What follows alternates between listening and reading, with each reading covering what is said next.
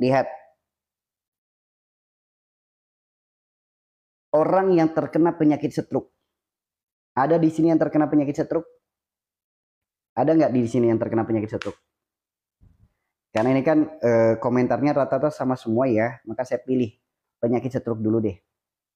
Orang yang terkena penyakit stroke, lihat penyakit stroke secara jasmani karena adanya sumbatan pada saraf otak. Silakan tanyakan ke dokter, dok, benar tidak penyakit stroke karena adanya sumbatan pada saraf otak? Otak kanan tersumbat, stroke-nya sebelah kiri. Otak kiri yang tersumbat, stroke-nya sebelah kanan. Untuk membuktikan, silakan bisa lakukan CT scan. Oke, itu secara jasmani. Secara rohani, dari mana datangnya penyakit stroke? Apa penyebab penyakit stroke? Lihat, stroke tangan dan kaki berkurang fungsinya. Bahkan tangan dan kakinya ada yang sampai lumpuh. Jika stroke-nya sebelah kanan, kanan disebutnya apa? Wilayah hablum minan nas, rahmatan lil alamin. Tangan dan kaki wilayah di bawah leher disebutnya wilayah akhirat. Perkara akhirat yang hubungannya dengan manusia. Perkara apa? Perkara silaturahim. Maka lihat orang-orang yang stroke sebelah kanan, dengan siapa saat ini dia sedang tidak akur. Dengan siapa saat ini silaturahimnya sedang rusak.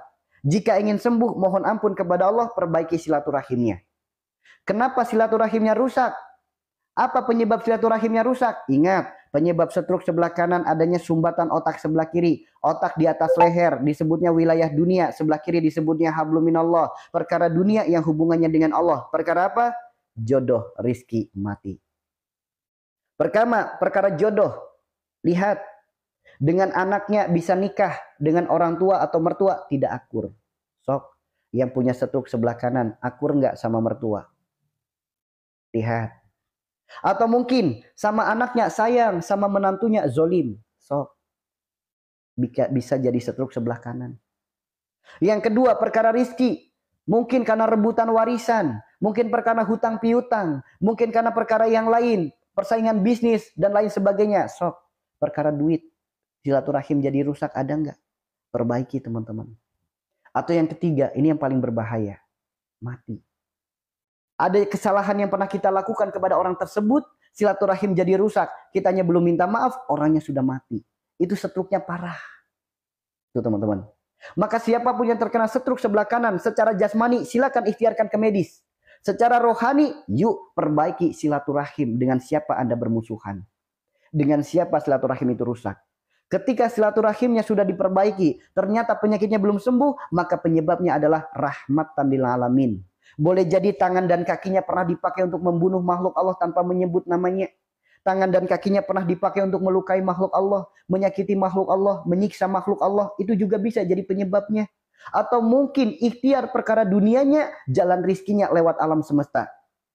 Mungkin dia punya bisnis, jual beli air, jual beli minyak, jual beli daun, jual beli tanah, jual beli batu, jual beli kayu. Apapun unsur alam dijadikan jalan bisnis. Namun sodakohnya kurang. Sok stroke sebelah kanan datang. Itu kalau kita melihatnya penyakit dari kacamata ruhani. Namun kalau penyakit dari kacamata jasmani, dokter lebih paham teorinya, organ apa yang bermasalah. Di Al-Quran disebutkan dalam An-Nur 35, miskat, misbah, al-jujajah. Jasmani, ruhani, dan kolbu. Disebutkan dalam Al-Quran. Karena kita nggak bisa berlepas. Baik teori medis maupun teori rohani, kita harus sama-sama terbuka pola pikir kita. Oke?